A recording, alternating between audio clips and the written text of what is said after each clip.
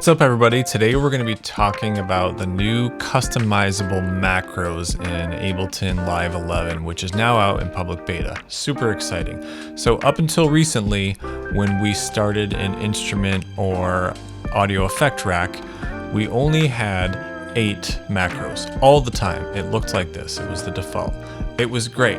So for those of you wondering, what is a macro? Macro is a knob that we can assign to affect something else in that signal chain. So for example, this warp knob here will affect things in my warm chorale chorus in the middle, and also elements of my simple chorus, which is a delay at the end, and also even elements of my hybrid reverb, which is at the beginning here. Okay, so we can use the minus button to reduce the number of macros, and we can use the plus button to increase the number of macros. We can go from 1 all the way to 16. So today what I'm going to do is I'm going to go through my drum kit, my Respace, my lo-fi piano, my guitar amp, and then a couple of audio effects here, and we can see different kinds of options we have. All right, let's dig into my drum kit. First of all, I have 4 pads. Kick, snare, hat, percussion, right? Now we look over here, I have this little camera icon selected. That allows me to create new snapshots, which are basically presets. So let me play this clip and surf through some snapshots.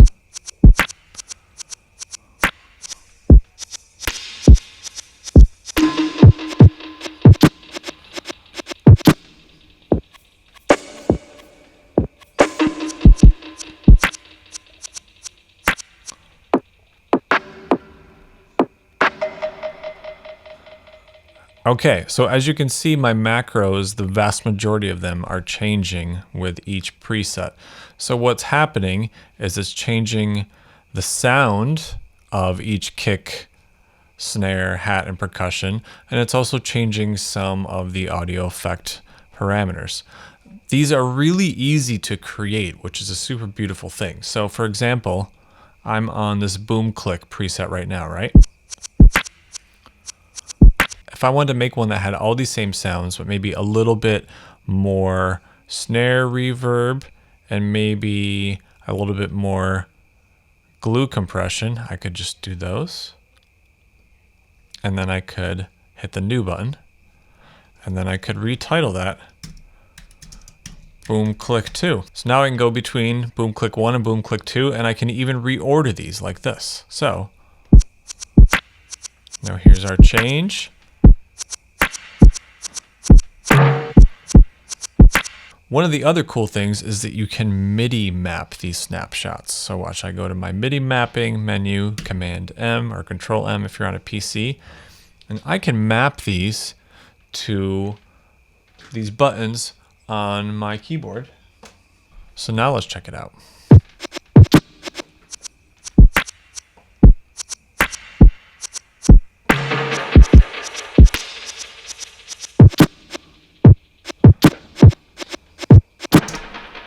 One other thing on this drum track is I have an audio effect rack that I made myself that's called Bacon, which is my answer to the sausage fattener.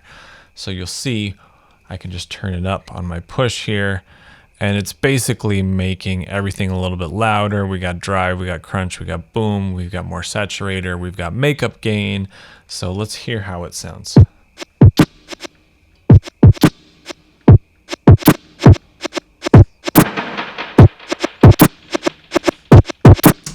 That's a great example how you can have a single macro audio effect rack that is mapped to a whole bunch of stuff. If we go here to map, you can see I have it mapped to various things. One of the neat things you can do too is you can randomize this. So if we go back to my drum rack, watch this. Now let's hit random. And you keep doing that to find interesting presets. That's cool.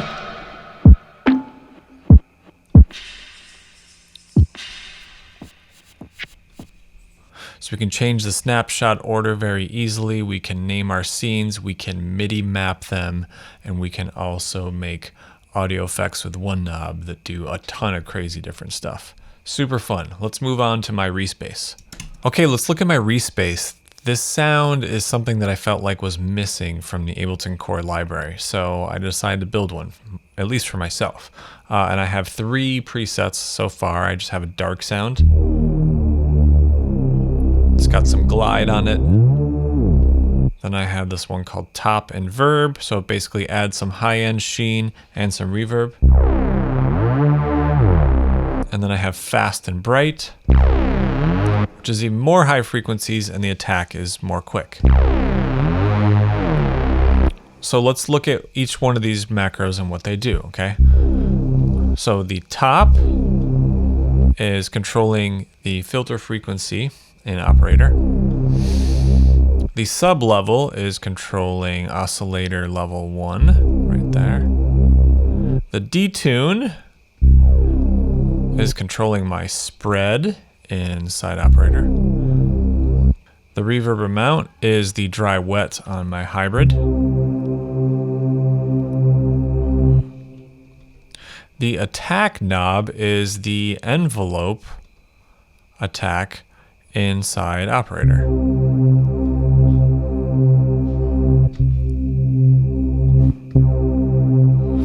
Chorus just controls the dry wet of my chorus.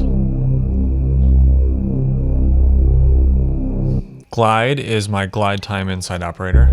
So here's no glide. Now here's some glide. That's a real long one, right? Okay, then we have low cut and high cut, which is just basically EQ8. And then chain volume is just overall volume. So that is my Respace. Oh, one extra thing, I didn't put these into the macros, but you can turn these on and they're a little bit of volume automation.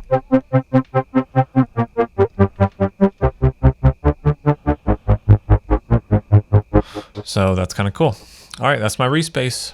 Okay, so let's check out my lo-fi piano here. I got 3 presets, the lo-fi classic, AM radio, and the wanderer. Let's listen. This is the classic. Now AM radio. And then the wanderer.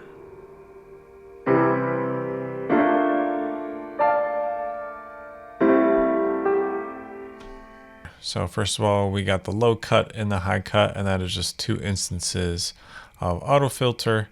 The reason why I broke them up as 2 auto filters is so I could use the envelope on the higher frequencies, get a little bit of a warm auto envelope, auto wah kind of thing.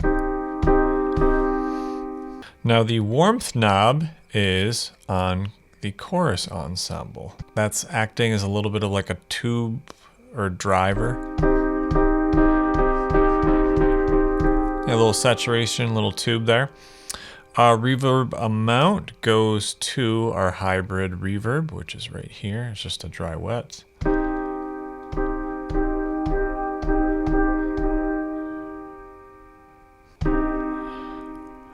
Okay, now our wander knob.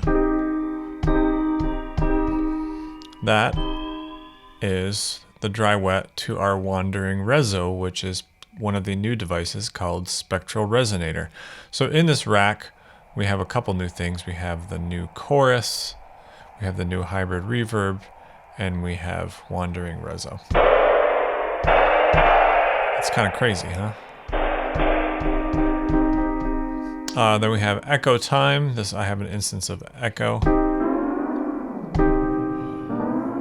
which is all the way at the end. Also, kind of an interesting thing I did here was I have an envelope follower set to the rate of our chorus. So you'll see the rate jump a little bit.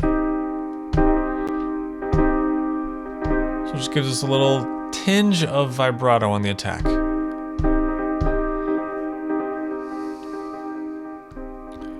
You also see that I have LFO here, and that is mapped to my frequency shifter. Let me actually put these right together so you can see this. So that's the wow amount and wow speed. There's our amount, and here's our speed.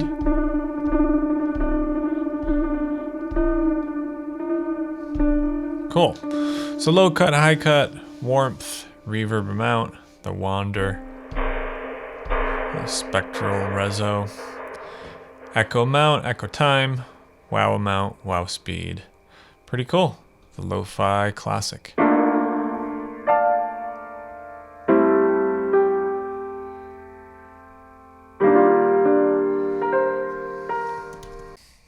Now we're checking out my new guitar amp. So here's the first part that I played.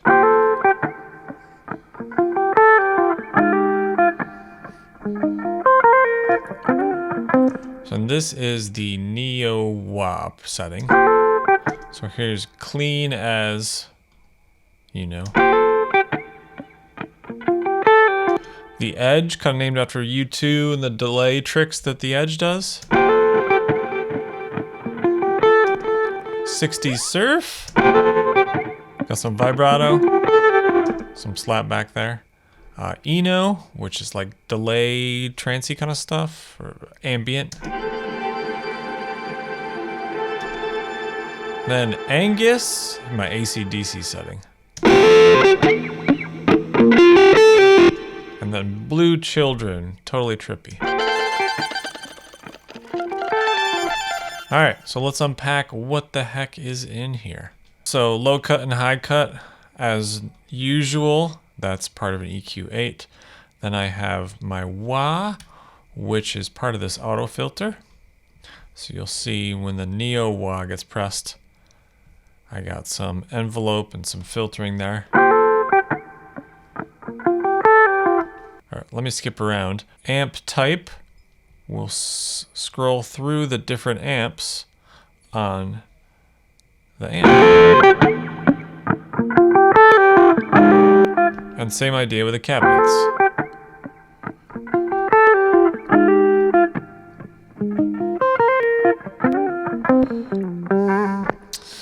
Gain affects the gain of the pedal right there.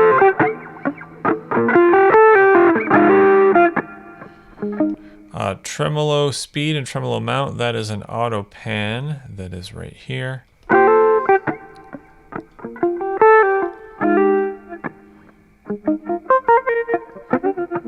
That's kind of cool. Octave up, this is a setting of grain delay.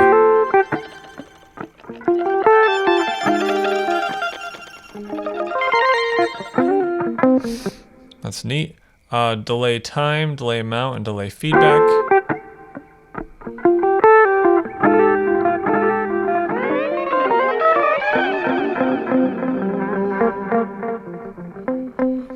And then our reverb amount and decay comes from this spatial room setting, which is part of the hybrid reverb, which is super cool.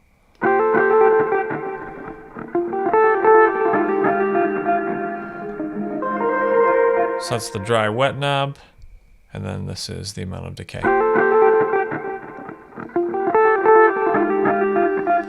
So, like I said, this part was initially played on Neo Wah. But then this part, I believe this is on the Edge. Yep. And then, last but not least, this one. Oh, this is the Blue Children setting, I think. Oh, maybe it was Eno. That sounds cool though, right? Yeah, it was initially on Eno, but I like it on Blue Children. That's kind of the beautiful thing about these snapshots is you can play something and then you can kind of shift through snapshots and maybe you like one better.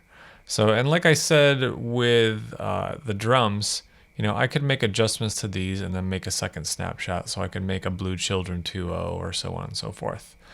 So that is my amp. Oh, and the most important thing is I have a tuner in the front because you gotta be in tune. Cool. Last but not least, let's do my audio effects All right, my last two bits here, I have a warp audio effect and then a washout and cleanup audio effect. So I'm just gonna use them over this string clip that sounds like this. So here's warp.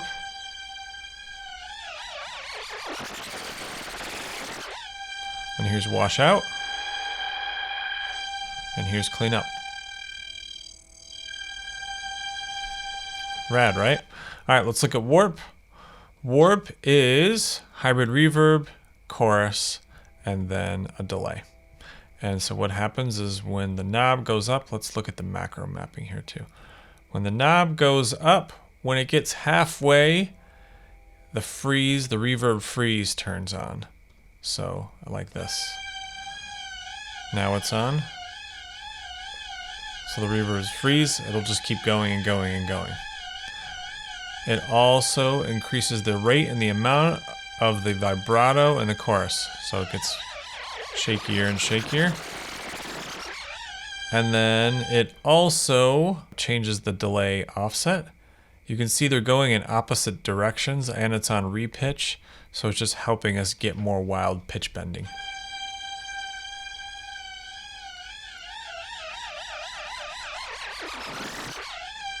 Okay, last but not least, here is my wash out and clean up. And so what we got is the wash out knob. What it does is it triggers the freeze and the hybrid reverb, and it also increases the dry wet. And then it's pulling out some of the lows. You see that? The higher it gets. And in a similar fashion, the lows on EQ number 1, the gain of that is decreased. So that's three things happening at once. We got freezing of the reverb and more wetter of the reverb, and then the auto filter is pulling out the high frequencies, as is EQ8. And then the last thing that's happening is the filter delay volume is getting turned up. So that is what the washout is. Oh, and there is also the compressor threshold goes down to make this effect more obvious. Okay, now what happens after that is this cleanup. That is a second auto filter right here that turns on. Check that out. It's turned off. Now it's turned on, and I get more auto panning, and you could change this rate if you want. I just have it on 64, so it's real extreme. And then eventually it can just clean it up by getting rid of all the frequencies. Yeah, so I kind of think of these as three as like a family, you know? We go crazy with a warp, and we can wash it out. And we can clean it up. Overall, here's what our beat sounds like. We can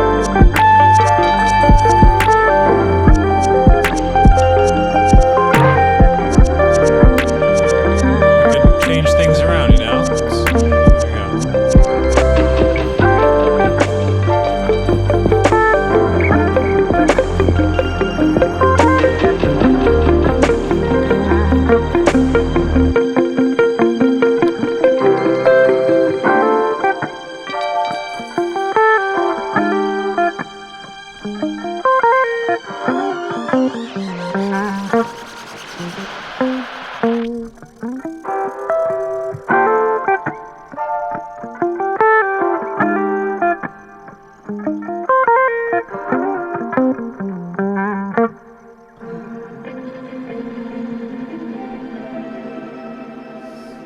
Thanks for watching. See you next time.